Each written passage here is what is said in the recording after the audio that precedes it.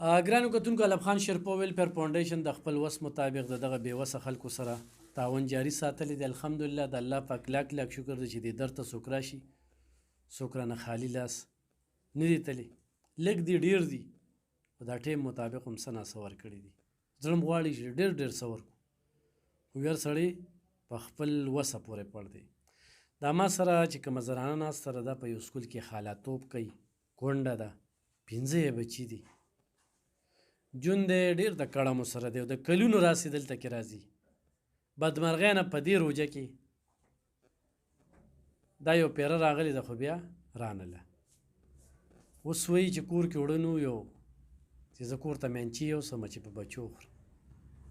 ډېره ګرانه ده. په دې ګرانه کې په دې 2100 3100 باندې څوک بورې وړوالي داسې را خلک حاجیا څومره وخت نه راځي خلک؟ یاره ډېر وخت نه راځم، 2-3 کال نه لا ډېر نه راځم.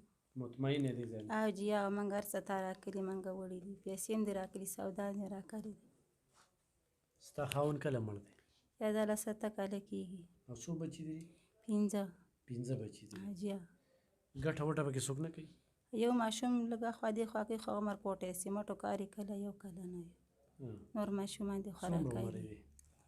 یاره یو 17 کالو وایي. ته خالاتوب کې نور څه د بچو دپاره کمې ستړی کې؟ یاره بس دغه هم کوم، کورونه کارم کوم. او جی اوس چې راتلې نو څه سوچ باندې رالې؟ یا ما وی تاسو به راته یا وړه والی یا به وړه دپاره ته سودا مودا واچوي. نه وه سودا؟ نه جي نه. دلته کې چې ته راتلې د دې کلونو راسې نو ستا ژوند کې څونه بدلون راغی د الف خان شرپو ویلفیر فاونډیشن نه؟ شکر یې تاسو موږ له ډېرې سوداګانې هم راکړي، نغدې پیسې موږ بچو ته راکړي دي، جامې هم راکړي، کیړې هم راکړي دي، سودا مودا هر څه موږ ته اچولي دي. کور ته چې یو څه بچي دي خوشحالې؟ او جی ها. او د کور څونه کرایه ورکړې؟ 2000. نو دې له ته مزدوري کې؟ او جی.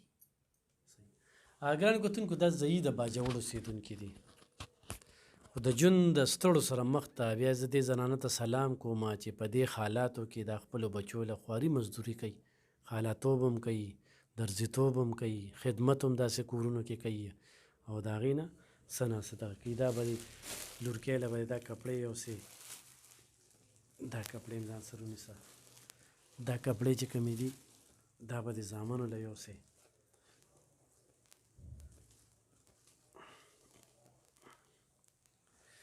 دا سودا در کومه دې سودا کې چې کوم دی نو مینچي دي، پیکوړوړه دي پکې، دال دي پکې او ورسره پکې نور هم پکې څه ټکه پکه شته.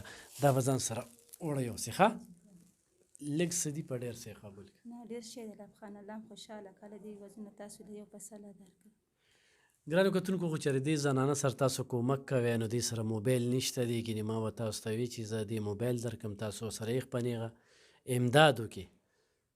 نو خو چېرې تاسو وایئ چې هغه باجوړ والا زنانه چې تاسو له راغلې وه هغې سره زه دا 10,000 15,000 2,000 3,000 امداد کول غواړم نو خو ما ته م رولېږله نو همدغه شانتې په دې کیمره دې له ورته وی شمېرم وله به ورکومه چې د دې دا ژوند مزید د کړمو نه بچ شي. نو ضرور ورسره تعاون وکړئ. 15 یې بچي دي، یتیمان دي، دا کونډه ده، حقداره ده، مرسته وکړئ. مننه.